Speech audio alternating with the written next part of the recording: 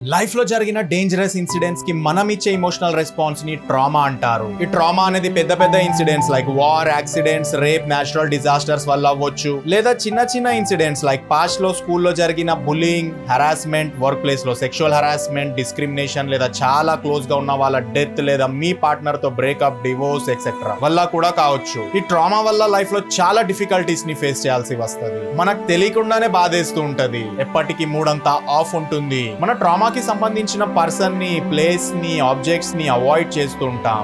మనని మనం లోకం నుండి ఐసోలేట్ చేసుకుంటాం. పానిక్ అటాక్స్ వస్తాయి, depression, anxiety, post traumatic stress disorder, PTSD లాంటి సైకలాజికల్ ప్రాబ్లమ్స్ క్రియేట్ అవుతాయి. ఇవన్నీ మనలో డేంజర్ ఇంకా హెల్ప్లెస్నెస్ లాంటి ఫీలింగ్స్ ని డెవలప్ చేస్తాయి. ఇంకా వీటి వల్ల మనకు తెలియకుండానే ఫోన్, పాన్, మందు, సిగరెట్, గ్యాంబ్లింగ్ లాంటి అడిక్షన్స్ కి అడిక్ట్ అయిపోతాం. అసలు ఈ ట్రామా నుండి ఎలా బయటపడాలి? ట్రామాని ఫేస్ చేస్తున్న వాళ్ళ బ్రెయిన్ లో ఏం జరుగుతుంది? బాడీలో ఎలాంటి కెమికల్ రియాక్షన్స్ జరుగుతాయి? ఈ ప్రాబ్లమ్ ని ప్రాక్టికల్ గా ఎలా సాల్వ్ చేయాలి? ఇవన్నీ డీప్ గా ఈ వీడియోలో చూద్దాం. సో అస్సలు లేట్ చేయకుండా ఫుల్ ఆన్ ఎనర్జీతో చలో షురూ చేద్దాం.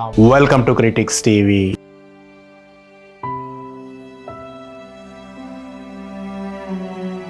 ఈ ట్రామాని కొన్ని కేటగిరీస్ లో డివైడ్ చేశారు. ఏదైనా single event like natural disaster ని ఎక్స్పీరియన్స్ చేసిన తర్వాత మీ ఇమోషనల్ రెస్పాన్స్ చాలా ట్రామాటిక్ గా మారిపోతే దాన్ని అక్యూట్ ట్రామా అంటారు. ఏదైనా ఈవెంట్ ని మీరు రెపిటేటివ్ గా లాంగ్ టైం నుంచి ఎక్స్పీరియన్స్ చేస్తున్నప్పుడు, లైక్ ఇంట్లో ఇప్పటికీ టాక్సిక్ ఎన్వైరన్మెంట్ ఉండడం, ఎప్పుడు గొడవలు పడుతూ ఉండడం, లేదా హెల్త్ కి సంబంధించిన ఏదైనా మేజర్ ప్రాబ్లమ్ కి ఫేస్ చేస్తుండడం వల్ల ఎగ్జాస్ట్ అయిపోవడం, ఇవన్నీ క్రానిక్ ట్రామాలోకి వస్తాయి. కాంప్లెక్స్ ట్రామాని వీటన్నిటి మిక్స్చర్ అని కూడా చెప్పొచ్చు. Like me personal and professional life లో ఒకేసారి చాలా ట్రామాటిక్ ఎక్స్పీరియన్సెస్ ని ఫేస్ చేస్తూ ఉండడం. ఫర్ ఎగ్జాంపుల్ ఆఫీస్ ఆర్ స్కూల్లో హరాస్మెంట్ లేదా బులింగ్ ని ఫేస్ చేయడం, ఇంకా ఇంట్లో కూడా సేమ్ టాక్సిక్ ఎన్వైరన్మెంట్ ని ఫేస్ చేయడం. లైక్ పేరెంట్స్ ఎప్పటికీ గొడవలు పడుతుండడం వల్ల పిల్లలకి చాలా ట్రామాటిక్ ఎక్స్పీరియన్స్ గా మారిపోతుంది. దీన్ని కాంప్లెక్స్ ట్రామా అంటారు. మీరు ప్రేమించిన వాళ్ళు లేదా మీకు చాలా క్లోజ్ గా ఉన్న వాళ్ళు ఏదైనా ట్రామాని ఎక్స్పీరియన్స్ చేయడం చూసి మీరు కూడా ఆ ట్రామాని ఎక్స్పీరియన్స్ చేస్తారు. దాన్ని సెకండరీ ఆర్ వెకేరియస్ ట్రామా అంటారు. ఈ టైప్ ఆఫ్ ట్రామాని జనరల్లీ థెరపిస్ట్ లో కూడా చూడొచ్చు, లేదా పేషెంట్స్ కి మరీ క్లోజ్ గా ఉన్న వాళ్ళలో లేదా హస్బెండ్ అండ్ వైఫ్ లో కూడా కనిపిస్తాయి. వీటి సిమ్టమ్స్ PTSD అంటే పోస్ట్ ట్రామాటిక్ స్ట్రెస్ డిసార్డర్ కి మిర్రర్ చేస్తాయి. పోస్ట్ ట్రామాటిక్ స్ట్రెస్ డిసార్డర్ అంటే చాలా మంది తమ లైఫ్ లో ఏదో ఒక ట్రామాని ఎక్స్పీరియన్స్ చేసే ఉంటారు.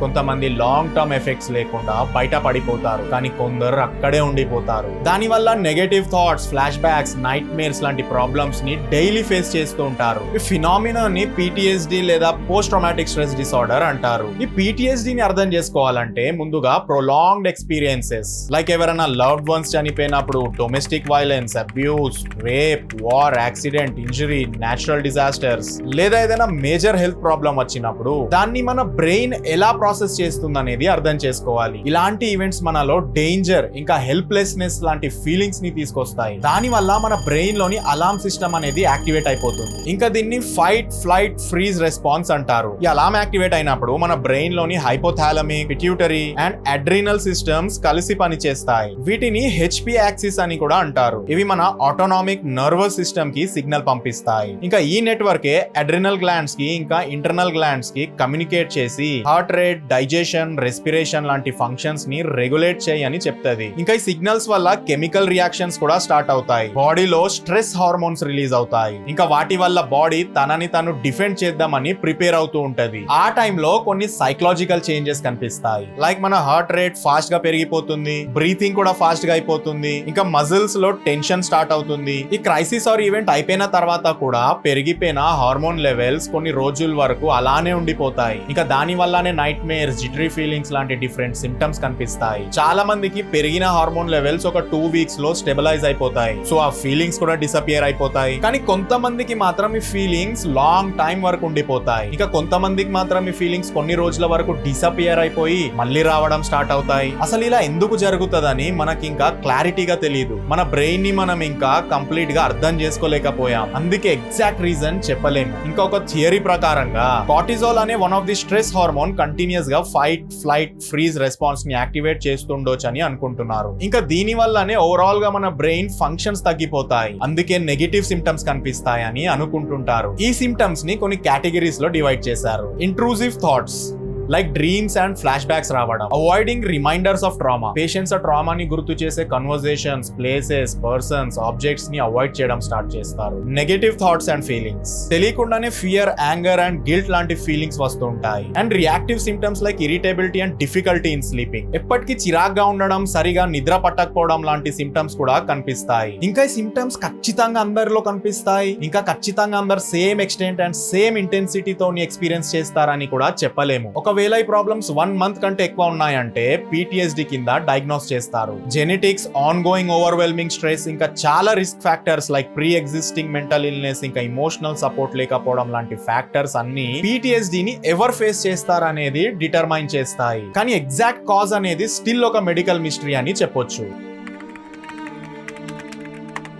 PTSD ని ఓవర్కమ్ చేసే పనిలో అన్నిటికంటే పెద్ద ఛాలెంజ్ ఏంటంటే మనం ట్రిగర్స్ తోని చాలా సెన్సిటివ్ అయిపోతాం. ఏదైనా ట్రామాకి సంబంధించిన ఫిజికల్లీ ఆర్ ఇమోషనల్ జ్ఞాపకాలు, వస్తువులు, మనుషులు కనిపివగానే మన బ్రెయిన్ వాటిని మనతో జరిగిన ట్రామాతో అసోసియేట్ చేస్తుంది. ఇవన్నీ అసలు డే టు డే లైఫ్ లో మనకు హార్మ్ చేయని జనరల్ సెన్సేషన్సే కావచ్చు, బట్ వాటి వల్ల పవర్ఫుల్ ఇమోషనల్ రియాక్షన్స్ వస్తాయి. దీన్ని ఎగ్జాంపుల్ తో అర్థం చేసుకుంటే, ఒక నార్మల్ పర్సన్ ఎవరైనా ఫైర్ యాక్సిడెంట్ ని ఎక్స్పీరియన్స్ చేసి ఉంటే మళ్ళీ ఎక్కడైనా ఫైర్ స్మెల్ రాగానే వాళ్ళకి యాక్సిడెంట్ కి సంబంధించిన మెమరీ గుర్తుకు వస్తుంది. కానీ PTSD తో సఫర్ అవుతున్న వాళ్ళకి ఫైర్ స్మెల్ రాగానే సేమ్ ఫైర్ యాక్సిడెంట్ టైమ్ లో ఎక్స్పీరియన్స్ చేసినట్టే ఎక్స్పీరియన్స్ ఫీల్ అవుతుంది. మళ్ళీ న్యూరో కెమికల్ రియాక్షన్ స్టార్ట్ అవుతాయి. దాని వల్ల మళ్ళీ పానిక్ అవ్వడం స్టార్ట్ అవుతారు. సేమ్ అలానే హెల్ప్లెస్నెస్ గా ఫీల్ అవుతారు. అందుకే వాళ్ళు ఇలాంటి ట్రిగర్స్ ని అవాయిడ్ చేయడం స్టార్ట్ చేస్తారు. మెల్లమెల్లగా వాళ్ళని లోకం నుండి కట్ చేసుకొని ఐసోలేషన్ లోకి వెళ్ళిపోతారు. దీని వల్ల వాళ్ళు నన్నెవరు అర్థం చేసుకోరు, అందరు నన్నే ఇగ్నోర్ చేస్తారు,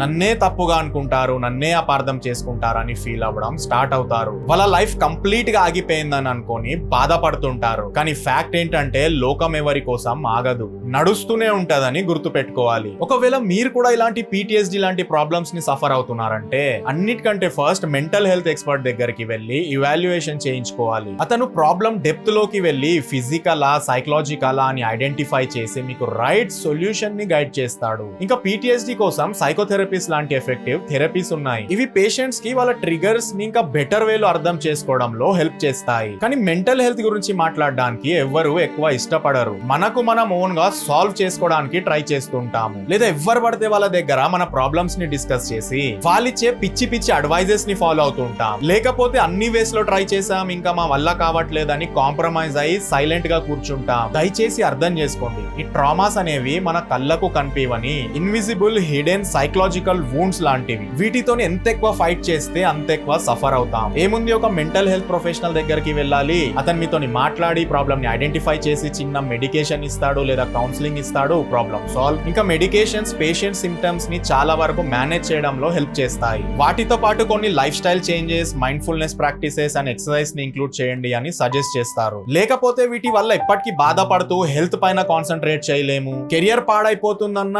ఫోకస్ చేయలేము, రిలేషన్షిప్స్ చెడిపోతున్నాయన్న హ్యాండిల్ చేయలేము, మనని మనం లోకం నుండి కట్ చేసుకొని ఐసోలేట్ చేసుకొని చేయడానికి ఏం ప్రొడక్టివ్ గా లేక అడిక్షన్స్ కి బానిస అయిపోతాం. అందుకే ఎంత ట్రై చేసినా నా వల్ల కావట్లేదు, వీటి నుండి బయటికి రాలేకపోతున్నా అని అనే బదులు ట్రై చేయడం ఆపేసి మీ ప్రాబ్లం కి సొల్యూషన్ ఉన్న ప్రొఫెషనల్ ని ఫైండ్ అవుట్ చేసి యాజ్ సూన్ యాజ్ పాసిబుల్ అతని దగ్గరికి వెళ్ళండి. Heart disease, kidney disease, lung disease లాగానే ఇది బ్రెయిన్ లో వచ్చిన సైకలాజికల్ డిసీజ్. వేరే డిసీజెస్ వచ్చినప్పుడు ఎలాగైతే క్యాజువల్ ట్రీట్మెంట్స్ ని తీసుకుంటామో, సైకలాజికల్ డిసీజెస్ వచ్చినప్పుడు కూడా అలానే హెజిటేట్ అవ్వకుండా ట్రీట్మెంట్స్ తీసుకోవాలి. ఇది చాలా సింపుల్ గా ఈజీగా ట్రీట్ అయ్యే డిసీజ్. మీ ఫ్రెండ్స్ అండ్ ఫ్యామిలీలో ఎవరికైనా PTSD సైన్స్ కనిపిస్తే అతన్ని డిస్క్రిమినేట్ చేయకుండా, అతని రియాక్షన్స్ ని బ్లేమ్ చేయకుండా అతన్ని యాజ్ ఇట్ ఈస్ గా యాక్సెప్ట్ చేయాలి. అతనికి ఓకే అయితే అతన్ని ఇవాల్యుయేషన్ అండ్ మెడికల్ ట్రీట్మెంట్ ని సజెస్ట్ చేయాలి. అతనికి నీతో మేము ఉన్నాము, నీ బాధని మేము అర్థం చేసుకోగలమని సోషల్ సపోర్ట్ ని ఇవ్వాలి. దాని వల్ల అతనికి రికవరీలో చాలా హెల్ప్ దొరుకుతుంది.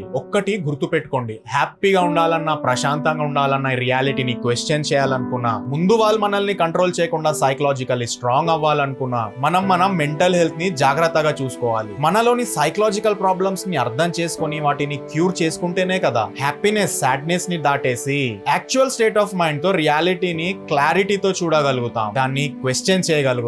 అందుకే కదా ఈ సిరీస్ లో మైండ్ ని, బ్రెయిన్ లోని సైకలాజికల్ ప్రాబ్లమ్స్ ని 1 by 1 డిస్కవర్ చేసుకుంటూ వాటిని డీకోడ్ చేసుకుంటూ చేసుకుంటూ వెళ్తున్నాము. సో దట్ ఈ సిరీస్ ఎండ్ అయ్యే వరకు మీరు మెంటల్ ఇంకా స్ట్రాంగ్ అవుతారు, మీ క్రిటికల్ థింకింగ్ ఇంకా ఎక్కువ డెవలప్ అవుతుంది. ఇంకా మీ అందరికి సిరీస్ నచ్చుతుందా, నా వీడియోస్ వల్ల ఏమైనా హెల్ప్ అవుతుందా, మీకు ఏమైనా క్లారిటీ వస్తుందా లేదా, మీ వాల్యుబుల్ ఫీడ్బ్యాక్ ని కమెంట్ సెక్షన్ లో తెలియజేయండి. ఎందుకంటే ఇది జస్ట్ నాకు వన్ వే కమ్యూనికేషన్ మాత్రమే. ఎప్పటికీ నేను ఒక్కడినే మాట్లాడుతూ ఉండాలి, మీ సైడ్ నుండి కూడా వినాలని నాకు చాలా ఉంటది. సో కమెంట్ సెక్షన్ లో మీరు చెప్పాలనుకున్నది ఓపెన్ గా చెప్పండి, నేను అందరికి రిప్లై ఇవ్వడానికి ట్రై చేస్తాను. ఐ హోప్ ఈ వీడియో వల్ల ట్రామాని ఇంకా డీప్ గా అర్థం చేసుకోవడానికి మీకు హెల్ప్ దొరుకుతుందని అనుకుంటున్నాను. నెక్స్ట్ వీడియోలో డిప్రెషన్ వల్ల ఇండియాలో 56 మిలియన్ మంది బాధపడుతున్నారు. ఓన్లీ బ్రేకప్ అయిన తర్వాతనే అర్జున్ రెడ్డి లాగా డిప్రెషన్ లోకి వెళ్తారా, లేదా డిప్రెషన్ వెనకాల వేరే రీజన్స్ ఏమైనా ఉన్నాయా? డిప్రెషన్ టైంలో అసలు మన బ్రెయిన్ లో ఏం జరుగుతుంది, దాని ఎఫెక్ట్స్ మన లైఫ్ మీద ఎలా కనిపిస్తాయి, డిప్రెషన్ ఎందుకు వస్తది, మనని మనం ఎలా కాపాడుకోవాలి, ఇంకా ట్రీట్మెంట్స్ ఏముంటాయి, ఇవన్నీ మనం